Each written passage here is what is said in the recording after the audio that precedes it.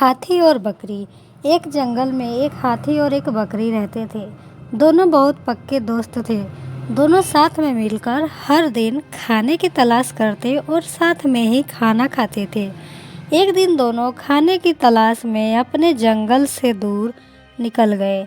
वहाँ उन्हें एक तालाब दिखाई दिया। उसी तालाब के किनारे एक बेर का पेड़ था। बेर का पेड़ देखकर हाथी और बकरी बहुत खुश हुए। वह दोनों बेर के पेड़ के पास गए। फिर हाथी ने अपनी सूंड से बेर के पेड़ को जोर से हिलाया और जमीन पर ढेर सारे पके हुए बेर गिरने लगे। बकरी जल्दी जल्दी गिरे हुए बेरों को इकट्ठा करने लगी।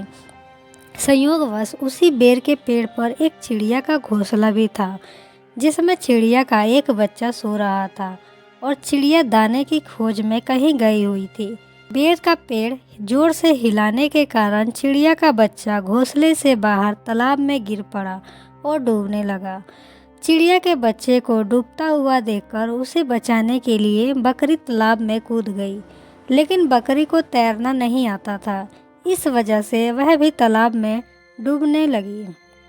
बकरी को डूबता हुआ देखकर हाथी भी तालाब में कूद गया और उसने चिड़िया के बच्चे और बकरी दोनों को डूबने से बचा लिया। इतने में चिड़िया भी वहाँ पर आ गई थी और वह अपने बच्चे को सही सलामत देखकर बहुत खुश हुई। उसने हाथी और बकरी को इसी तालाब और बेर के पेड़ के पास रहने के लिए कहा। तब से हाथी और बकरी भी चिड़िया के साथ उस बेर के पेड़ के नीचे रहने लगे। कुछ ही दिनों में चिड़िया का बच्चा बड़ा हो गया। चिड़िया अपने बच्चे के साथ जंगल में घूम कर आती थी और हाथी और बकरी को जंगल में किस पेड़ पर फल लगे हैं इसकी जानकारी देती थी। इस तरह हाथी, बकरी और चिड़िया मज़े में रहते और खाते पीते। कहानी से सीख: हमें किसी का भी बुरा नहीं करना चाहिए। अगर हमारी गलती से किसी को परेशानी होती है तो उस गलती को सुधारना चाहिए और मनमुटाव दूर करते हुए एक दूसरे की मदद करनी चाहिए।